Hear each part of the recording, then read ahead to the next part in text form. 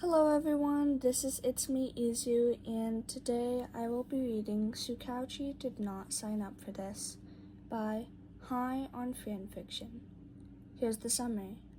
In his defense, they only ever said he couldn't be a hero, nothing about being a vigilante, and, well, technically he wasn't one of those either, so who can blame him?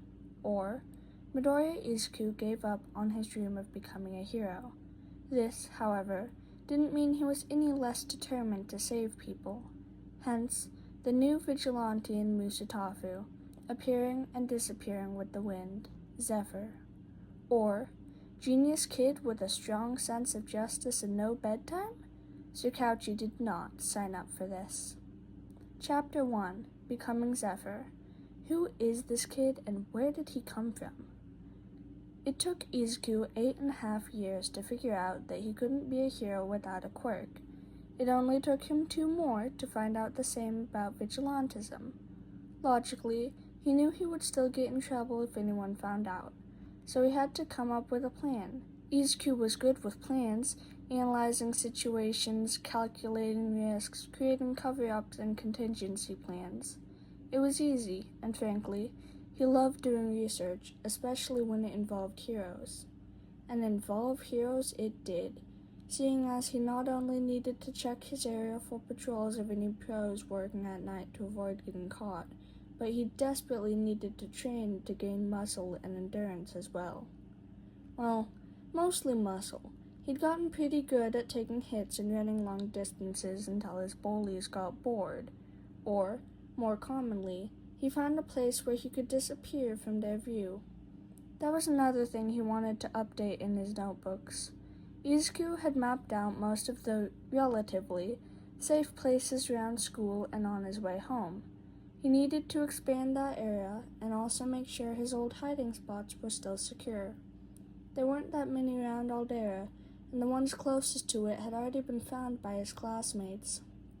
With a new goal in mind, and a plan written down in case he forgot something, Izuku spent his days exploring.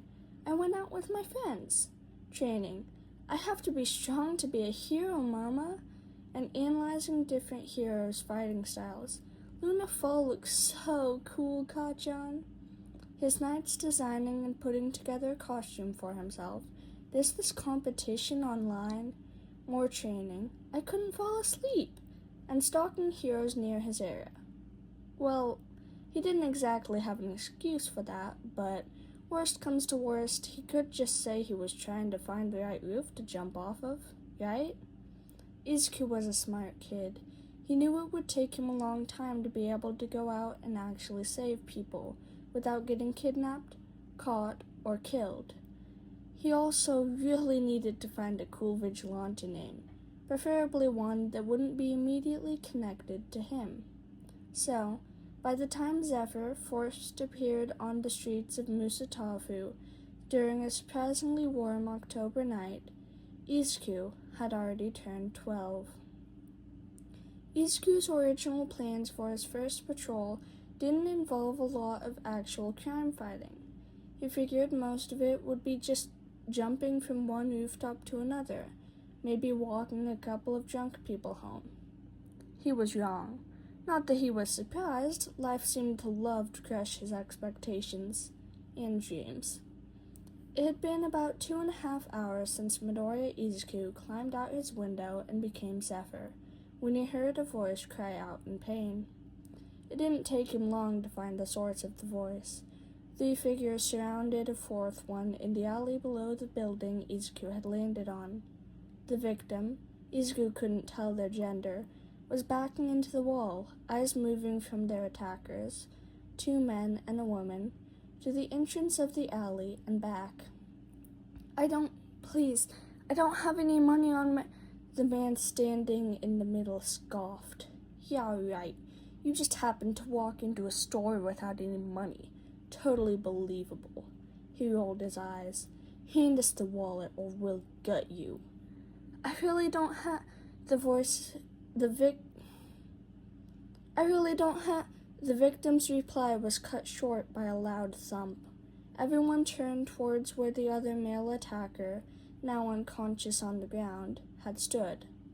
Shocked by surprise, the other two didn't have time to block the bluish-green blur and soon joined their knocked-out ally on the ground. A quick glance at the victim to make sure they weren't going into a panic, Izuku turned to the trio and quickly zip-tied them. "Thank you," started the person hesitantly. "You can call me Zephyr," Izuku said, his smile visible even through the voice changer in his mask. "Thank you for saving me, Zephyr," they smiled back at him. "Don't mention it. I'm here to help after all," Izuku beamed. "He saved someone." "Sorry if it seems a bit weird, but what are your pronouns?"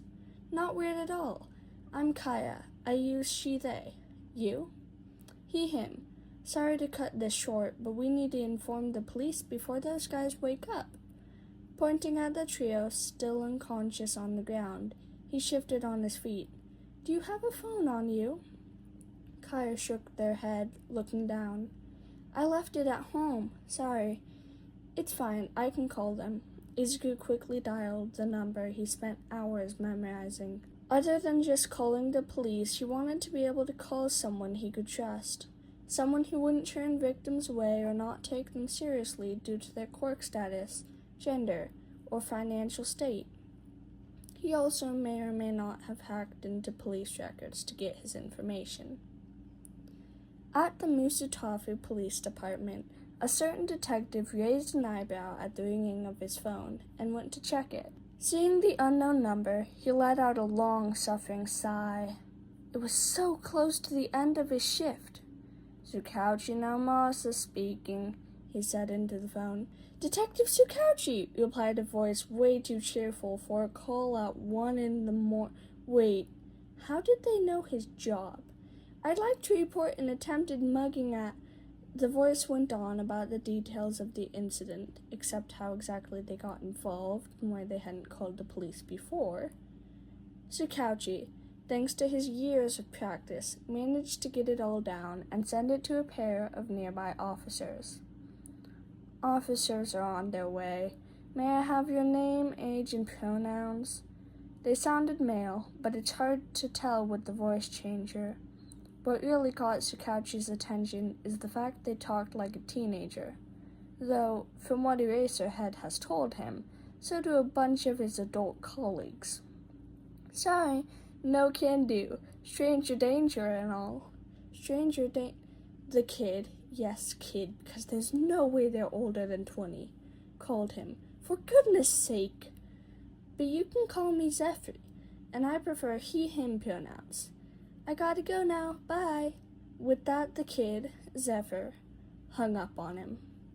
Tsukauchi dropped his head into his hands for a few seconds before glancing at the clock.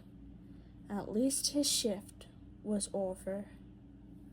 And there's the end of that chapter. I hope you all enjoyed, and I will see you next time. Make sure to check out the fic if you want to on AO3. Thank you, and goodbye.